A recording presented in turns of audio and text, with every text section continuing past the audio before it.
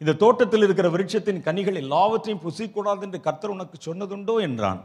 அந்த அம்மா சொன்னாங்க, அப்படி சொல்லலைங்க, எல்லா மரத்து கனியை நாங்கள் புசிக்கலாம், நீ படுத்திருக்கிய இந்த தோட்டத்தின் நடுவில் இருக்கிற விருட்சத்தின் கனி அதைத்தான் புசிக்கூடாதுன்னு சொல்லி இருக்கிறார். இப்போ அப்படி சொன்ன உடனே பாருங்க, அந்த அம்மாவுடைய கவனத்தை மற்ற மரத்திலிருந்து விலக்கி இந்த மரத்தின் மேலே ஃபோக்கஸ் பண்ண வைத்து விட்டான். ஏன் சாப்பிடக்கூடாதுன்னு சொன்னார்? சாப்பிடும் அந்த நாளிலே சாகவே சாவோம் என்று சொல்லி இருக்கிறார். என்ன பேசியிருப்பாங்கன்னு சொல்கிறேன், பைபிளில் முழுசாக போடல, ஆனால் லாஜிக் நீங்கள் பார்த்தீங்கன்னா ஒரு கான்வர்சேஷன் நடந்தால் என்ன நடக்கும்? உடனே அவன் என்ன சொல்லியிருப்பான்? சாத்தான் என்ன சொல்லியிருப்பான்? சாவுன்னா என்னன்னு தெரியுமாமா உனக்கு? உங்களுக்கும் எனக்கும் தெரியும். ஏவாளுக்கு தெரியுமா சாவுன்னா?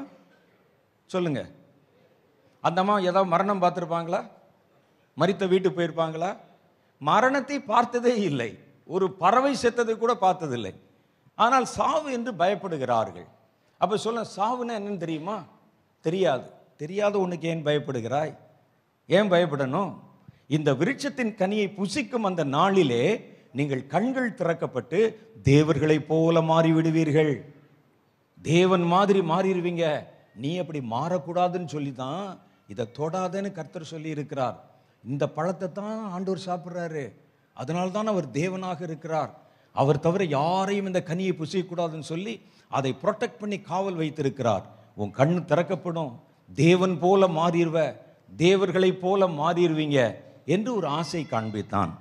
ஏன் அந்த ஆசையை காண்பித்தான்னா, இவனுக்குள்ளே அந்த ஆசை இருந்தது. தேவன் போல, தேவனுடைய சிங்காசனத்துக்கு மேலே இதே பாவத்தை இந்த மனிதனையும் செய்ய வைத்து விட்டால், அந்த ஆசை அவனுக்குள்ளேயும் கொடுத்துட்டா, இவனை சுலபமாய் குற்றஞ்சாட்டி ஆண்டவரிடத்தில் சொல்லிடலாம், நான் கடவுள் போல மாறணும்னு நினைச்சேன், அதே ஆசை தானே இந்த அம்மாளுக்குள்ள வந்தது, இவர்களும் அதே பாவத்தை செய்தார்கள், துரத்திருங்க, கேட்கலாம், நீர் தான் நீதியுள்ள நியாயாதிபதின்னு.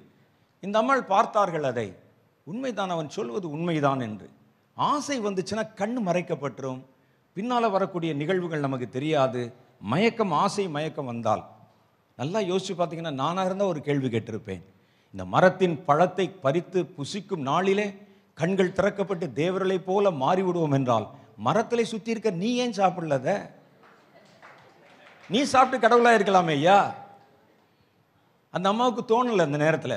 அந்த மரத்தின் பழத்தை பார்த்தார்கள், அது பார்வைக்கு இன்பமும் புசிப்பதற்கு ஏற்றதுமாக இருந்தது.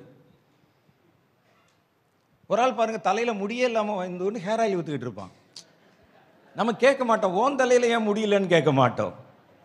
நமக்கு என்னன்னா, இந்த பாட்டில் பார்ப்போம், நம்ம தலையில் இருக்கிற பிரச்சனைன்னு பார்ப்போம், விற்கிறவன் யாருன்னு பார்க்க மாட்டோம். அந்த அம்மா அப்படிதான் பார்த்தாங்க.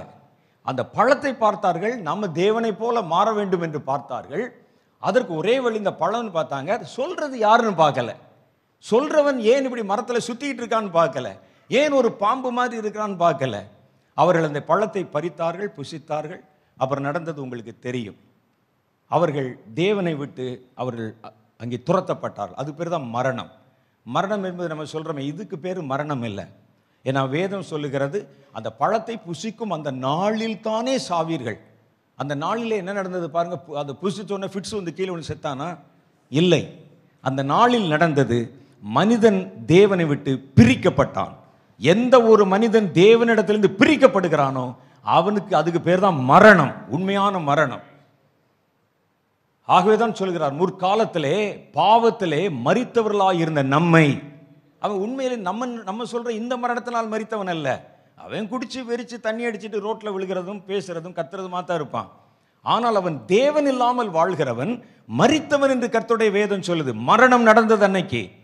கர்த்தர் அவர்களை இந்த இடத்துல துரத்தினார். கர்த்தருடைய மனசுல ரொம்ப துக்கம்.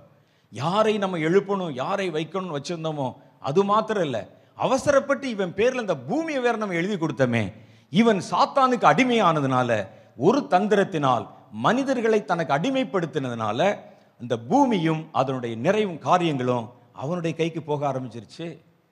சாத்தானுடைய கைக்கு இவன் இப்போ ஆளுமை செய்ய ஆரம்பிச்சிட்டான். மனிதன் எனக்கு அடிமை, அடிமையினுடைய வீடு எனக்கு தான் சொந்தம் பூமி.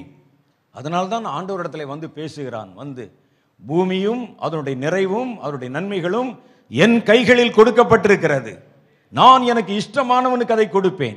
நீர் என்னை தாழ விழுந்து பணிந்து கொண்டால் அவைகளை நான் உனக்கு தருவேன். இந்த ஒரு வார்த்தைக்காகவே நாம் அவனை மிதிக்கணும். நம்ம கையில கொடுத்த பூமியை நம்ம இழந்துட்டு நம்மை உண்டாக்கின தேவனை சாத்தானுக்கு முன்னால் அவமானப்படுத்தணுமே. எவ்வளவு பெரிய பாவம் பாருங்க. இதுக்கு என்ன பிராயச்சித்தம் பண்ண போறோம்?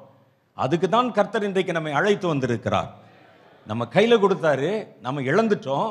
யார் நம்ம கையில கொடுத்தாங்களோ அந்த தேவனை சாத்தானுக்கு முன்னால நிறுத்தி அவமானப்பட வைத்து விட்டோமே. அவன் காலில் விழணுமாமே, அப்ப இதை கொடுப்பானாமே. எப்படி இருக்கும் யோசித்து பாருங்கள். அவைகள் எல்லாம் என் கைகளில் கொடுக்க. யார் கொடுத்தது அதை அவனுக்கு? இன்னைக்கு சாத்தானை பார்க்குறீங்க, பலம் உள்ளவனாய் பார்க்கிறீர்கள். எனக்கு இஷ்டமானவனுக்கு அதை நான் கொடுக்கிறேன் என்று சொல்லுகிற அளவுக்கு பார்க்குறீங்க. இன்னைக்கு ப்ராப்பர்ட்டி இருக்கு, அதிகாரங்கள் இருக்கு, ஆட்சி இருக்கு, மனிதர்கள் நடுவிலே அவன் உயர்ந்திருக்கிறான், பலம் உள்ளவனாய் இருக்கிறான். இதெல்லாம் அவனுக்கு எங்கிருந்து வந்தது? அவருடைய பூர்வ நிலை ஒரு சர்ப்பம் தானே, ஒரு மரத்திலே சுத்தி கொண்டிருந்தவன் தானே. நமக்கு ஒரு காரியம் தேவைன்னா ஜெபம் பண்ணி வாங்கி கொள்ளலாம் கர்த்தரிடத்திலே. அவன் ஜெபிக்கவும் முடியாது, வாங்கவும் முடியாது. அவன் பெற்றுக்கொண்டிருக்கிற அத்தனையும் நமக்கு சொந்தமானது. இன்னைக்கு சாத்தான் பலமா இருக்கிறான்னா அது நம்முடைய பலம். சாத்தான் கையில உலகம் இருக்குன்னா அது நம்முடைய உலகம். சாத்தான் என் கையில பவர் இருக்குன்னு சொன்னா அது உங்களுக்கு கொடுக்கப்பட்ட பவர். ஜனங்களை வஞ்சித்து, சபைகளை வஞ்சித்து, வரம் பெற்றவர்களை வஞ்சித்து, அவைகள் எல்லாவற்றையும் தன் கைகளில் எடுத்துக்கொண்டு அதை தன்னுடையது போல தன்னை பலப்படுத்தி கொண்டிருக்கிறான். சாத்தான் கையில் இன்னைக்கு இருக்கிற எல்லாமே நமக்கு கொடுத்தது, நமக்கு கொடுக்கப்பட்டது.